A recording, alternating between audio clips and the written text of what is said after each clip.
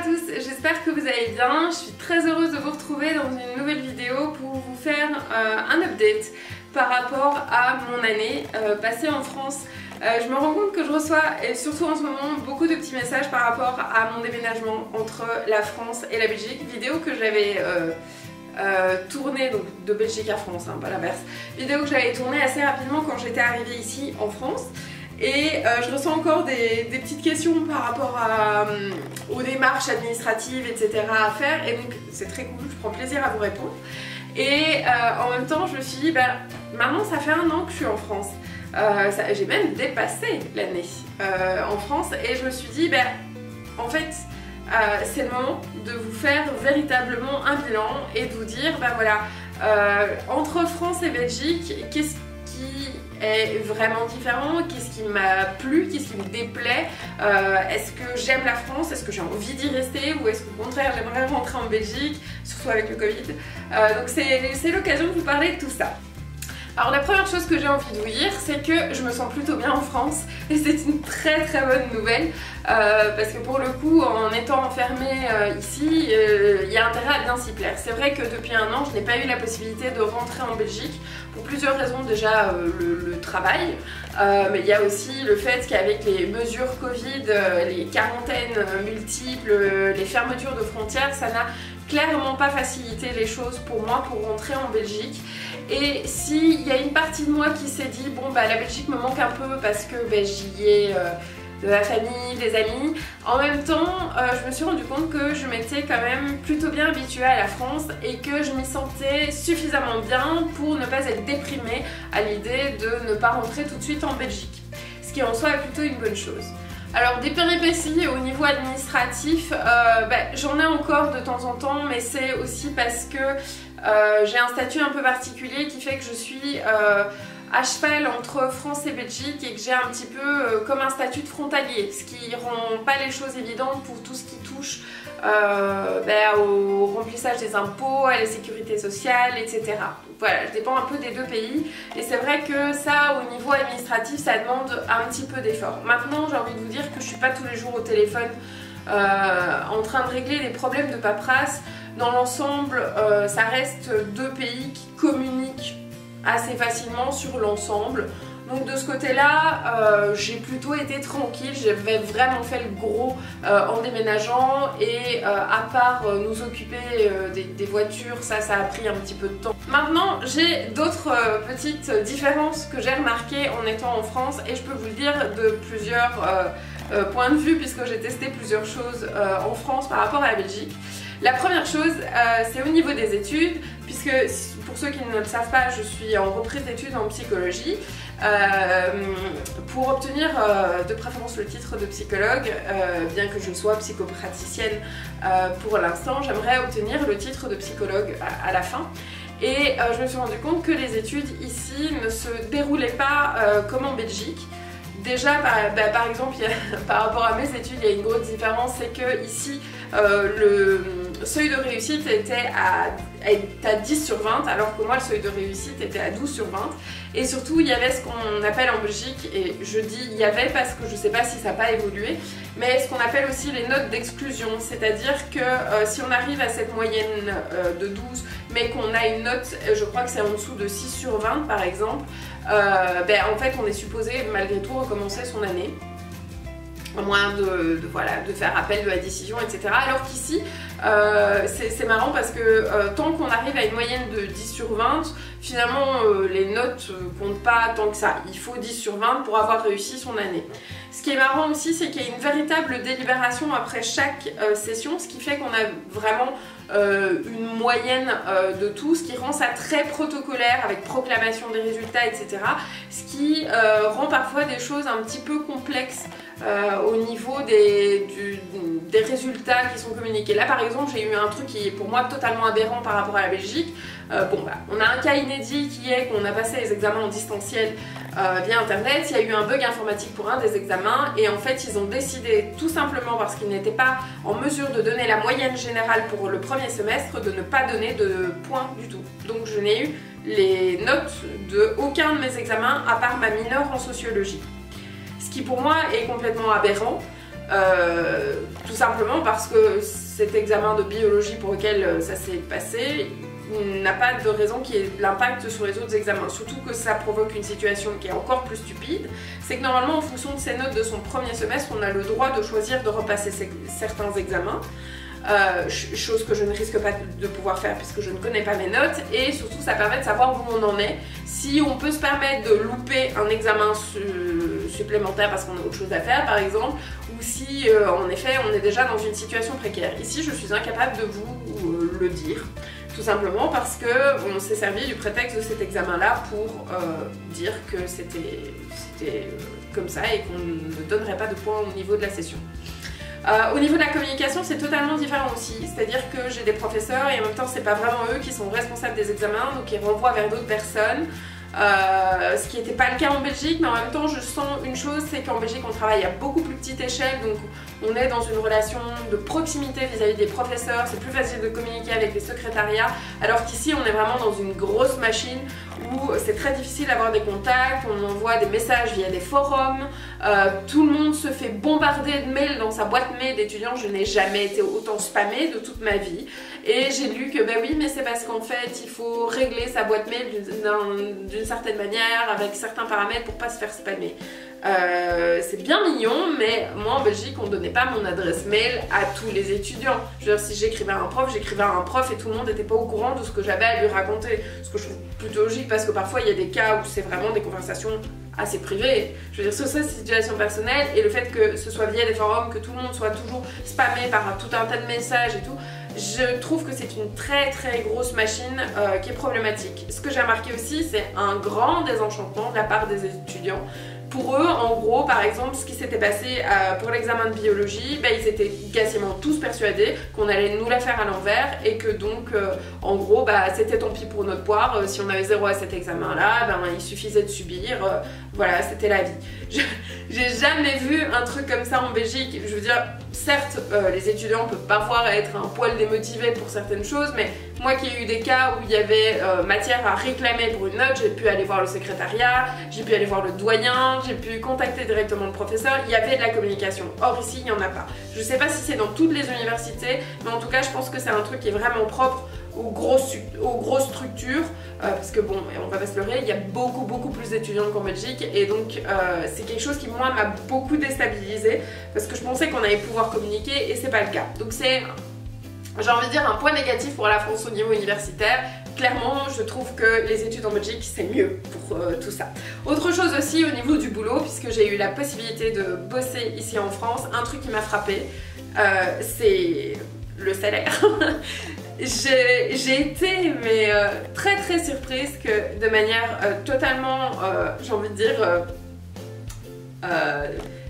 décomplexée, voilà c'est le mot que je cherchais, décomplexée, on puisse proposer à quelqu'un qui est universitaire, qui a fait beaucoup d'années d'études, qu'on puisse lui proposer comme ça, à l'aise, des salaires qui sont ridicules. Mais quand je vous dis ridicule, pour moi c'est proposer à quelqu'un qui a un bac plus 6 et de l'expérience, un salaire qui est en fait le minimum légal qu'on peut donner à quelqu'un, voilà, c'est un peu se foutre de la tête de la personne quoi. Et c'est pas la première fois, hein, j'ai vu ça régulièrement, le fait qu'on me dise oui alors on est très content que vous ayez des diplômes, mais par contre au niveau du salaire, sachez qu'on va vous payer des cacahuètes.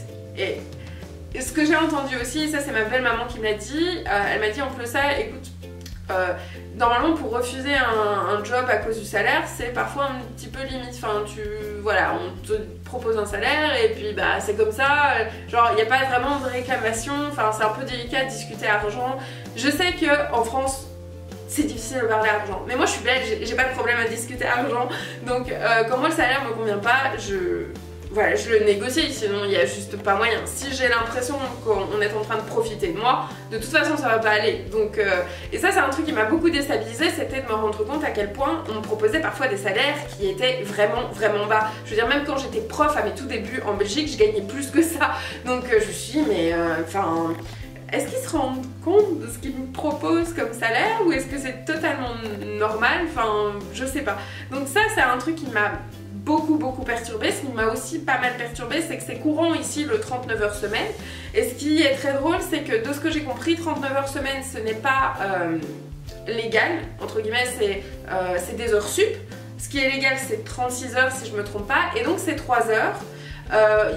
En fait, on est censé les payer davantage ou les récupérer. Et ce que j'ai vu, c'est qu'en fait, il y en a qui donnent un salaire pour ces 39 heures comprises.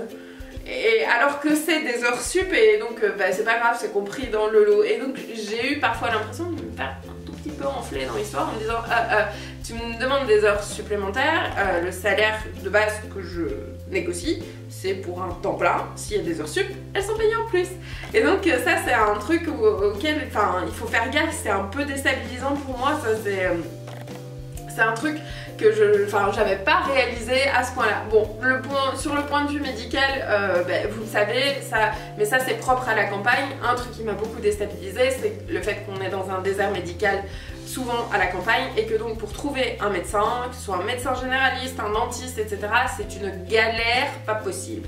Donc si jamais il y a un problème, t'as une rage de dents, t'as intérêt à te rendre à l'hôpital parce que pour trouver quelqu'un, c'est la folie. De même, il est courant ici que, par exemple, les femmes aillent chez leur généraliste pour réaliser un frottis. Ça, moi, c'est un truc qui m'a énormément choquée parce que j'ai toujours été chez un gynécologue pour faire ça, parce que pour moi, c'est une spécialité médicale et que je suis pas forcément à l'aise avec mon généraliste pour faire ce genre de choses. Mais on me l'a proposé ici, facilement, qu'en fait, ce soit le généraliste parce que, pour plus de facilité, parce que c'est pas si facile que ça de trouver un gynécologue, en fait, ils s'en occupaient. Ou alors, ce qu'on m'a proposé, c'est de passer par une sage-femme. Alors, je sais pas trop si ça se fait en Belgique. Dans ma tête, la sage-femme, c'est plutôt dans le cadre d'une grossesse, mais en fait, ici, on peut être suivi par une sage-femme qui s'occupe également de faire ces examens médicaux-là. Donc, subtilité qui, moi, m'a un peu perturbée. C'est vrai que sur le plan médical, je suis moins à l'aise en France. J'ai l'impression que c'est souvent compliqué, qu'au niveau des soins de santé, c'est moins accessible qu'en Belgique, et en même temps, ça peut être normal aussi. De ce côté-là, je tâtonne encore un peu et je suis plutôt contente de ne pas avoir besoin de trop de choses pour l'instant sur le plan médical, mais c'est vrai que de ce côté-là, ça facilite vraiment pas les choses. Alors je vous avais parlé de la voiture, je vous avais parlé des chauffards sur la route, et alors j'ai reçu plein de commentaires par rapport à ça, de gens qui me disaient ouais non mais les Français ils savent pas conduire, sur la route c'est vraiment des salauds. Et en fait je pense vraiment que c'est le fait de changer de pays et d'être face à des gens qui ont une conduite peut-être plus agressive, plus à l'aise sur la route que moi. J'ai même des gens qui m'ont dit d'arrêter de conduire, hein. C'est très mignon, moi ça m'a beaucoup fait rire quand on m'a dit ça, parce que je me suis dit mais les gars, je crois pas que vous réalisez déjà que j'ai le permis depuis pas mal de temps, que je n'ai jamais fait d'accident de ma vie, et que quand je vous poste des vidéos aussi sur circuit avec mon mari, je veux dire, on a une voiture de course, je la conduis aussi. J'ai été en Taycan sur circuit, ça va, je suis à l'aise en voiture, je sais conduire. Vous en faites pas, c'est juste que je suis mal à l'aise avec des gens qui sont très agressifs au volant et qui respectent pas les distances de sécurité. Parce que moi je les respecte, les distances de sécurité. Et croyez-moi, sur circuit, c'est important ce genre de choses. Donc moi je suis, voilà, il y a des choses à respecter au niveau sécurité routière qui sont vraiment très importantes pour moi, et donc j'ai été déstabilisée ici de voir qu'il y avait vraiment des gens qui collaient au cul à 100 km/h, quoi, qui sont 1 mètre derrière toi, si jamais tu freines ils sont dans ton cul. Bon, il se fait que j'ai pris confiance en moi par rapport à tout ça, et que je m'affirme davantage sur la route, et que depuis je suis plus détendue. J'ai plus eu de choses très graves où un type faisait demi-tour pour venir me chercher des noises, j'ai plus eu ça. Maintenant tout va bien sur la route, je suis contente, j'ai pris confiance. Je pense simplement que ça dépend des endroits aussi, ça dépend de plein de choses. Ici je suis entourée de voies rapides, donc, et les gens sont visiblement très pressés. Mais voilà, de ce côté-là tout va bien, je suis plus en paix, je n'ai pas peur de prendre le volant, je vais me balader sans aucun problème. De ce côté-là c'est super. Alors il y a un point quand même que je trouve très positif en France, j'ai l'impression d'avoir juste critiqué. je vous ai fait un comparatif, mais il y a surtout des choses très cool. Mais déjà je pense que c'est pour tout ce qui est de l'ordre de monter son entreprise. d'être indépendant, auto-entrepreneur ici en France, j'ai la sensation de pouvoir le faire plus facilement en fait, d'être davantage accompagnée et d'être moins taxée aussi quand même qu'en Belgique. Et là c'est vachement cool en fait dans la manière dont ça s'organise pour moi, parce que j'ai vraiment la sensation que c'est beaucoup plus simple à comprendre, beaucoup plus simple à mettre en place. Maintenant, il ne faut pas se leurrer, au niveau risque, entre guillemets, c'est la même chose que dans n'importe quel pays. Quand on choisit un boulot d'indépendant, si on n'a pas de travail, on ne bouffe pas. Hein. Il n'y a pas de grand mystère. Mais j'ai eu l'impression d'être davantage aidée pour mettre ça en place. Voilà, quand j'ai commencé les démarches, je me suis inscrite, on m'a proposé de l'aide directement, d'être suivie pendant un an pour mettre ça en place. Je sais que pour les gens qui ont déjà vraiment travaillé en France, ont été employés, il y a tout un tas de formations qui sont payées. Moi je vais encore voir si j'ai droit à ces choses-là, parce que généralement, ça c'est le désavantage d'être expatrié. Quand on arrive ici, et ça c'est bien dommage, et qu'on achète une maison, qu'on refait la chaudière, ah ben, si vous n'avez pas de feuille d'impôt française, on vous rembourse rien. Alors qu'il y a des primes à l'aide. Ben oui, mais il faut que j'ai vécu un an en France et que j'ai payé des impôts en France pour avoir une feuille d'impôt. Mais ça n'empêche que c'est maintenant que je dois faire ma chaudière. Et ben du coup j'ai droit à rien. Ça c'est arrivé régulièrement qu'au niveau des aides on ait juste droit à rien. Et c'est souvent le cas aussi pour les gens qui montent leur entreprise. Voilà, on se base sur le fait qu'ils ont été au chômage ici en France. J'ai pas été au chômage ici en France. Et donc c'est comme ça que le Pôle emploi leur finance des formations. Et donc les formations à 0 €, généralement je rentre dans aucune des conditions. Et ça c'est j'ai envie de dire le lot des expatriés, c'est que je rentre jamais dans aucune condition pour avoir des aides de ce côté-là. C'est bien dommage, parce que je montre beaucoup de bonne volonté, mais ben, tant pis, voilà, c'est comme ça, je compte pas sur eux pour faire des formations. Là moi, à l'UNIF, le grand plaisir c'est que je peux faire des études pas très chères, déjà, ça c'est un plaisir, qu'il y a plein de choses qui sont mises en place pour pouvoir faire ça à distance, donc ça c'est très cool. Maintenant je vais pas vous vanter les mérites de la campagne, du fait d'être à la campagne, on est à échelle humaine, donc moi ça me permet aussi de pouvoir démarcher beaucoup plus facilement, d'aller rencontrer l'habitant, etc. Donc ça c'est par rapport à une grosse métropole, c'est évident que j'ai des gros avantages à ce niveau-là, mais j'ai envie de dire que ça, même en Belgique, je pense que j'aurais pas trop de mal à le faire si j'étais dans une petite ville de campagne. Voilà, ça c'est les points principaux qui me viennent en tête. Je vous l'avais dit, les courses ici sont un petit peu moins chères, tout ce qui est alimentaire, donc ça c'est plutôt cool. Voilà, pour tout ce qui est soins des animaux, bah, j'ai pas de grande différence avec la Belgique, hein, c'est à peu près les mêmes prix, j'ai pas plus de problèmes que ça. Bon, bah, en voiture, ce truc c'est le malus écologique. Comment dire, vaut mieux immatriculer sa voiture en Belgique qu'en France, parce que là en France ça commence à faire cher, hein, si jamais on a une voiture qui va un petit peu vite. Ouais non là, carrément ça commence à faire un petit peu mal. Mais voilà, autrement je pense m'être assez facilement intégrée. Je n'ai pas souffert trop de réflexion par rapport à la Belgique. Je vais pas dire qu'on me charrie par rapport au fait d'être belge, c'est pas vrai, parce que ben déjà il faut que les gens remarquent que je suis belge, mais je me fais un plaisir de le dire quand même, parce que ça s'entend pas énormément, j'ai pas un très gros accent à Bruxellois, donc les gens, j'aime bien demander où ils me situent, et souvent ils me disent un coin de la France, et pas le nord en plus, je trouve ça marrant alors que je suis belge, j'ai la double nationalité mais de base je suis belge, donc je trouve ça marrant d'avoir été finalement assez facilement adoptée.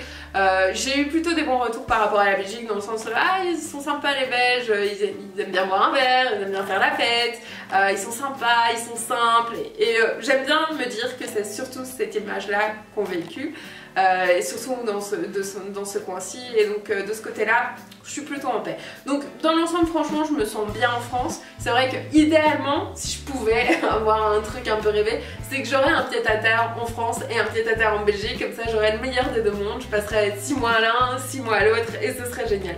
Mais là franchement j'y suis bien et puis on a une super maison à retaper. J'ai plein de vidéos à vous partager sur tout ce qu'on est en train de refaire dans la maison et franchement c'est un méga kiff. C'est un méga kiff d'être ici. La qualité de vie est assez géniale. Voilà, se permettre d'avoir une maison comme ça en Belgique, je sais pas trop où je l'aurais trouvé honnêtement, surtout dans ces prix-là. Et donc je pense déjà que c'est une belle aventure.